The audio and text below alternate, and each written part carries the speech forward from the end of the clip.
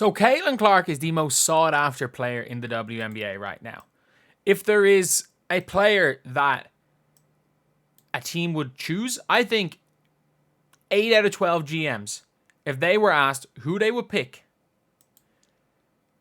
for to start the franchise with, I would say 8 out of 12 would say Caitlin Clark. Maybe 10 out of 12. Maybe the only ones that wouldn't say A'ja Wilson are the Aces, who have A'ja Wilson, and the Fever, who have Caitlin Clark. And I'm not joking. I'm not joking about that. I genuinely think the Fever are probably one of the two teams that would not start their team with Caitlin Clark. But before we get on to, if you guys are new to the channel, subscribe. We are trying to hit 25k by the end of the day. If we could do that, that would be absolutely insane, lads. But we got to talk about Lynn Dunn and how much pressure she is under very soon.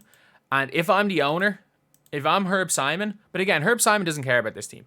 We know Herb Simon doesn't care about this team. But the two teams that are pushing the hardest to get Caitlin Clark to them are the two teams with the owners who are pushing hardest in the WNBA. And also, let's not forget, the Aces have Caitlin Clark's best friend. And you could put the Aces owner as one of the big three, like, real good owners in this league. Matt Ishbia is building a $70 million facility for the Phoenix Mercury. The Indiana Fever, in fairness, they play in their own facility, but it's basically a high school gym. It's a high school gym. We've seen it. So you can either go and play in, and I know she obviously doesn't really want to be, she's happy in Indiana. She's happy not being in a major market. Obviously, that is 100% true. But she wants to win more than anything.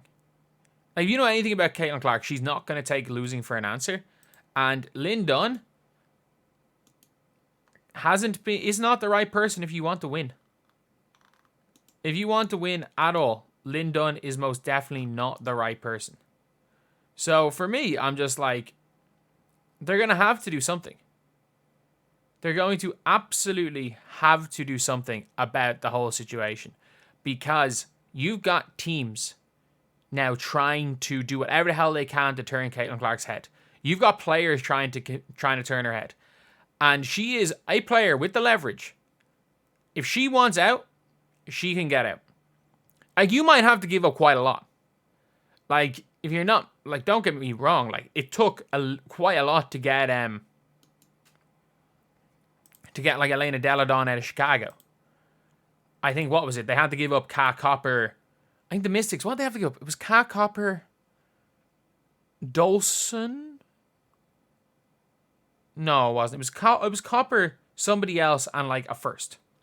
So you're going to have to give us something crazy in order to get Caitlin Clark. But like, if you're the Phoenix Mercury, and that's what you want, and you're there for long term, you're going to be able to attract a free agent. The draft isn't the most important thing in the WNBA.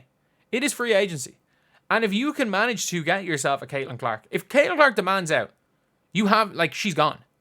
Like, the owner that keeps the draw in a situation they don't want to be in is screwed. And I think it's on Lynn Dunn and it's on the owner, because they got to start winning soon. And they're not winning anytime soon with Kirsty Sides. They might be 500.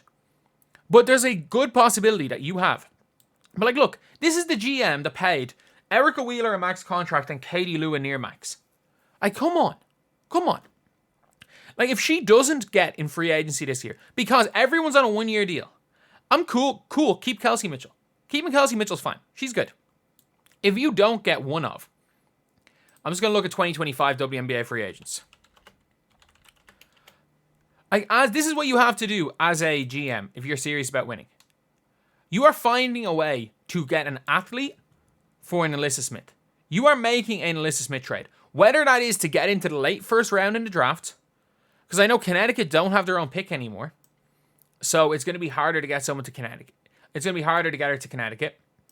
But if there is a situation where you can make a trade that gets you off an Alyssa Smith and into a position in the draft where you can draft a Raven Johnson, who's an athlete, where you can draft a someone again with a high motor, or a shooter, or even like Pow Pow as your backup point guard, something like that for Alyssa Smith's good. And then in free agency, you have got, like, obviously, look, it's a 1-year deal.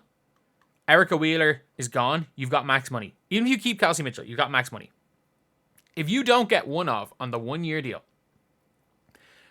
one of, including, these are players you've no chance of getting either, by the way. If you're looking at these top unrestricted free agents, and you've got from Sophie Cunningham onwards, if you don't get one of Sophie Cunningham, who's not going to leave Phoenix, you're not going to get Satou, who I think is the most likely to leave their team, Neka, who's unlikely to leave, but she might just for 1 year, Stewie, who's not going to leave, but you still got to approach her, Bree Jones doesn't really fit, Alyssa Thomas doesn't really fit, they're going to keep Kelsey Mitchell anyway, or heck, maybe even Natasha Howard if you can't get Satou. But my whole thing is you've got to get Satou Sabally. You have got to get Satou. Like, there's no ifs, ands, or buts about it. If you show up next year with Katie Lou Samuelson, who's all, like, with Katie Lou Samuelson retained. In fairness, actually, Caitlin Clark's friends with Katie Lou, so maybe whatever about Katie Lou being there, she's probably not a bad bench player. If you have not got a Satou Sabally, I think she could have her head turned. Like, I'm looking through these free agents and I'm trying to think of players that would, like, really help that team.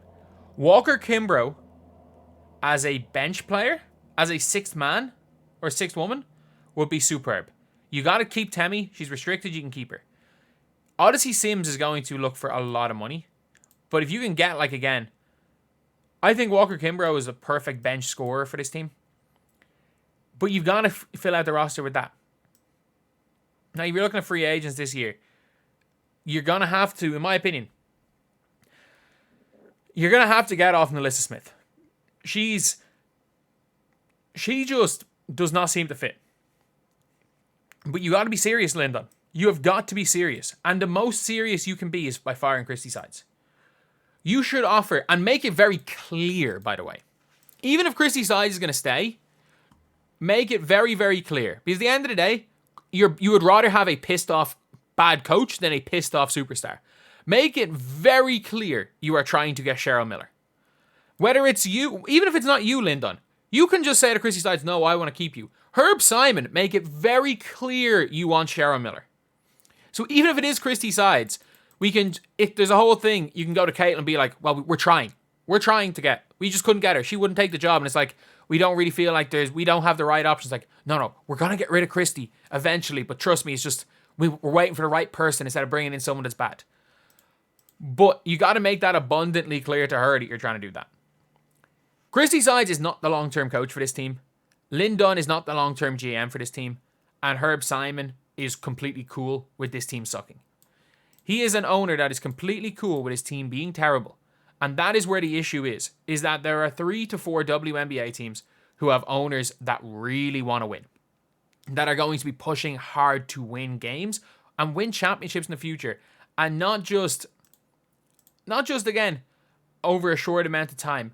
Long term trying to win and win title after title after title. Which is why they realize she is the key. It's not A'ja Wilson. She's not the key. A'ja Wilson's the best player in the world. She's the key to winning for the next 2 or 3 years. When the run and gun style of basketball becomes normal in the WNBA, the key to winning championship after championship is Caitlin Clark. And ironically, the key to winning championship after championship are the 2 players Lynn Dunn looked into drafting. The only good decisions Lynn Dunn has made. Again, Lynn Dunn is paying Damaris Dantas $100,000 a year.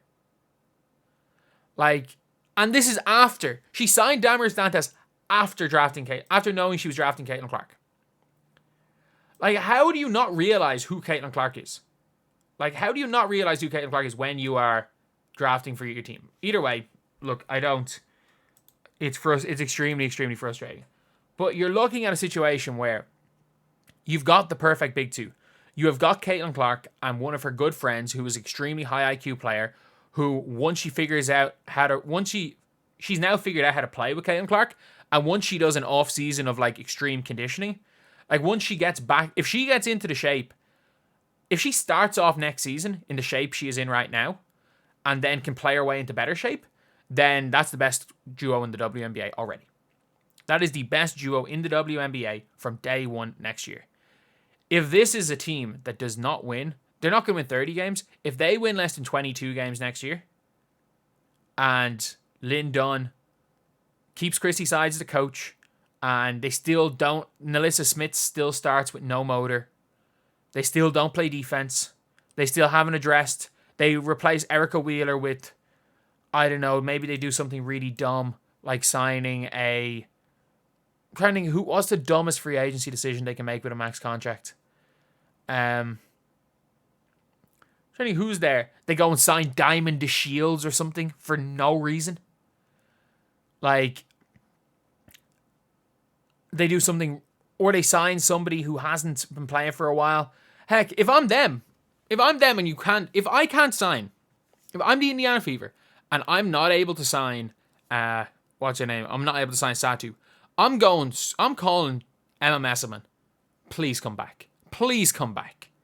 You know, look, you've already won one finals MVP. Look, we think we put you in. We get you in on a good contract. We get in a 3. We think we can win next year. We think with you, Aaliyah, Caitlin, and a wing, we think we can win a championship. Like, I go for her. But at the end of the day, I think it's Satou or bust. If it turns out, because she's German. Everyone be like, no one wants to go to Indiana. And Satou's German. She's German. I don't think she would care where she plays. I think she just wants to play and win. At the end of the day. Like, it's not like an American thing, people wanting to be on the coast. At the end of the day, like, look, she's German. She's in America, in the WNBA. She's playing for Fenerbahce in the off-season. She played for Fenerbahce last year in the off-season? I'm not sure. But she'll be playing in Europe in the off-season anyway. If she is in Istanbul's a lovely city. She'd be fine playing a couple of months in Indiana. So, Lynn Dunn and Christy Sides, they got a year. Because those collective bargaining agreements, I think, are going to screw the owners. I think the players have more power than some of these GMs and owners think. And we got to be honest. They're not going to be able to core Caitlin Clark the rest of her career like they could have done 10 years ago. And the coring player rule is probably not even going to exist in the new collective bargaining agreements.